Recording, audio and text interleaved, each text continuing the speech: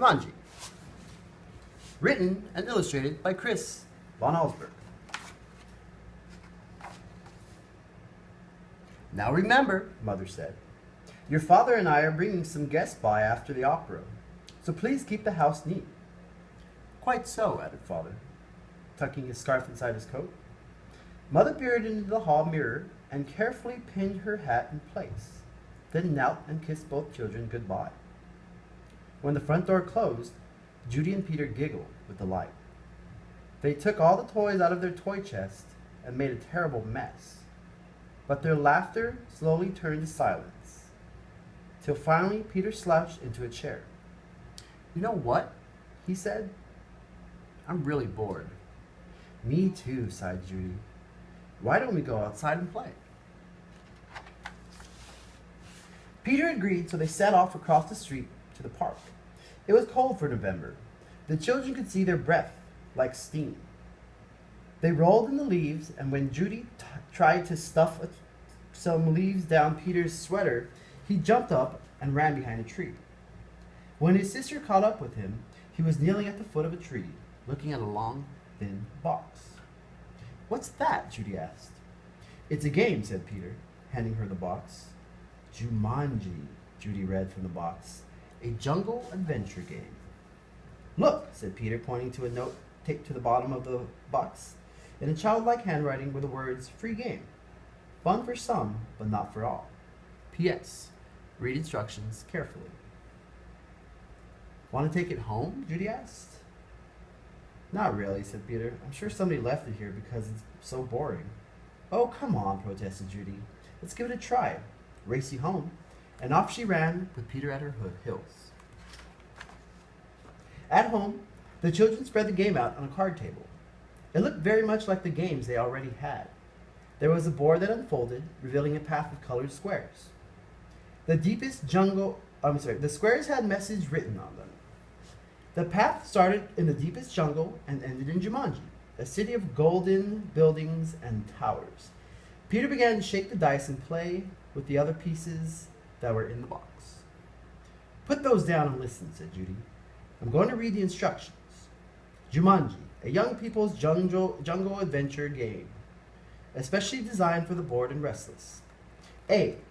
Player selects piece and places in the deepest jungle. B. Player rolls dice and moves piece along path through the dangers of the jungle. C. First player to reach Jumanji and yell the city's name aloud is a winner. Is that all? Asked Peter, sounding disappointed. No, said Judy. There's one more thing. And this is in capital letters. D. Very important. Once a game of Jumanji is started, it will not be over until one player reaches the Golden City. Oh, big deal, said Peter, who gave a bored yawn. Here, said Judy, handing her brother the dice. You go first. Peter casually dropped the dice from his hand. 7, said Judy.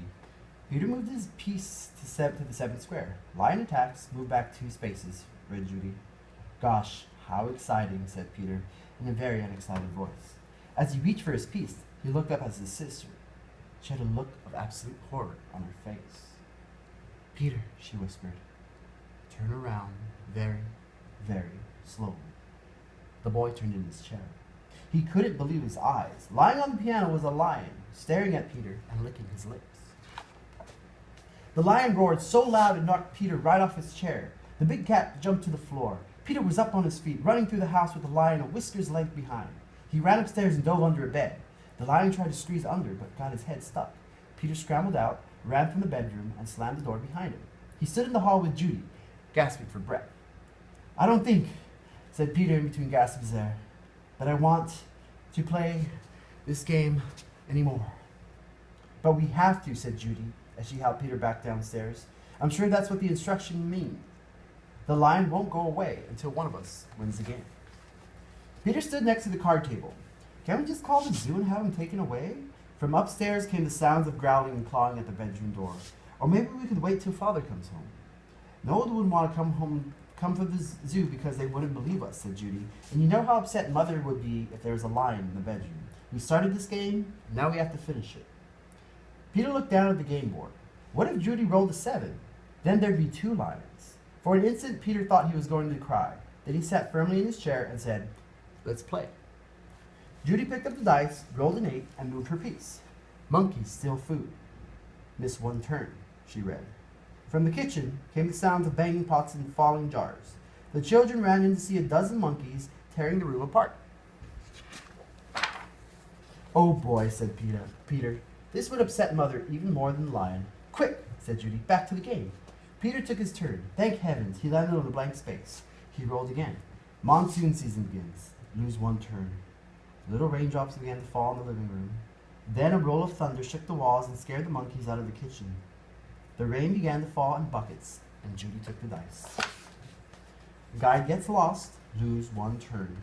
The rain suddenly stopped. The children turned to see a man hunched over a map. "Oh dear, I say. Spot of bad luck now," he mumbled. "Perhaps a left turn here, then... No. A right turn here? Yes, absolutely. I think a right turn. Or maybe... Excuse me," said Judy, but the guy just ignored her. "Around here, then over... No, over here, and around this? Yes, good, but then... Judy shrugged her shoulders and handed the dice to Peter. 4, 5, 6, he counted. Bitten by the tsetse fly. Contract sleeping sickness. Lose one turn. Judy heard a faint buzzing noise and watched a small insect land on Peter's nose.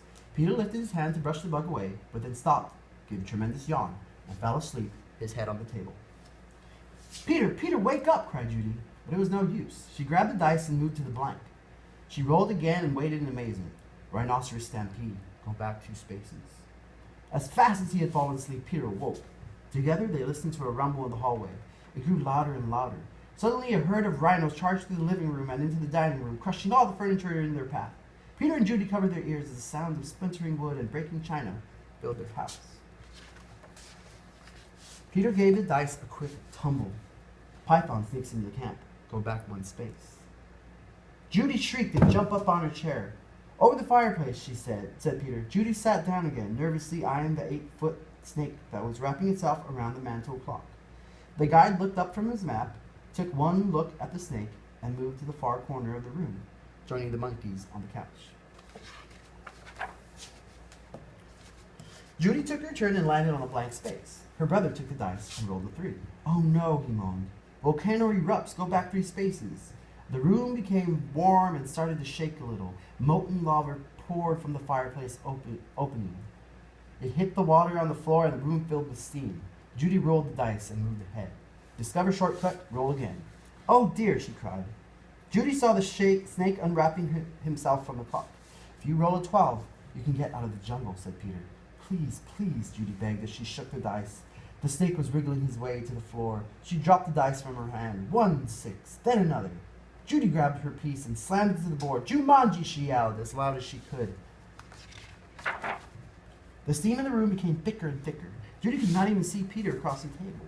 Then, as if the doors and the windows had been opened, a cool breeze cleared the steam from the room. Everything was just as it had been before the game. No monkeys, no guide, no water, no broken furniture, no snake, no lion roaring upstairs, no rhinos. Without saying a word to each other, Peter and Judy threw the game into its box. They bolted out the door, ran across the street to the park, and dropped the game under a tree. Back home, they quickly put all their toys away. Both children were too excited to sit quietly, so Peter took out a picture puzzle. As they fit the pieces together, their excitement slowly turned to relief, and then exhaustion. With the puzzle half done, Peter and Judy fell sound asleep on the sofa. "Wake up, dears," Mother's voice called. Judy opened her eyes. Mother and Father had returned, and their guests were arriving. Judy gave Peter a nudge to wake him. Yawning and stretching, they got to their feet.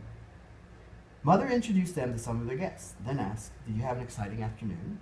"Oh, yes," said Peter. "We had a flood, a stampede, a volcano, I got sleeping sickness," and Peter was interrupted by the adults' laughter. "Well," said Mother, "I think you both got sleeping sickness.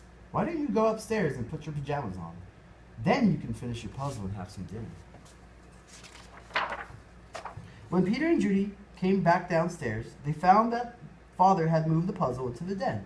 While the children were working on it, one of the guests, Mrs. Boudwin, brought them a tray of food. "Such a hard puzzle," she said to the children. "Daniel and Walter are always starting puzzles and never finishing them." Daniel and Walter were Mrs. Boudwin's sons. They never read instructions either. Oh well, said Mrs. Woodwing, turning to rejoin their guest. I guess they'll learn. Both children answered, I hope so, but they weren't looking at Mrs. Woodwing. They were looking out the window. Two boys were running through the park. It was Danny and Walter Woodwing, and Daddy had a long, thin box under his arm. Jumanji. Oh, just something I was doing for class.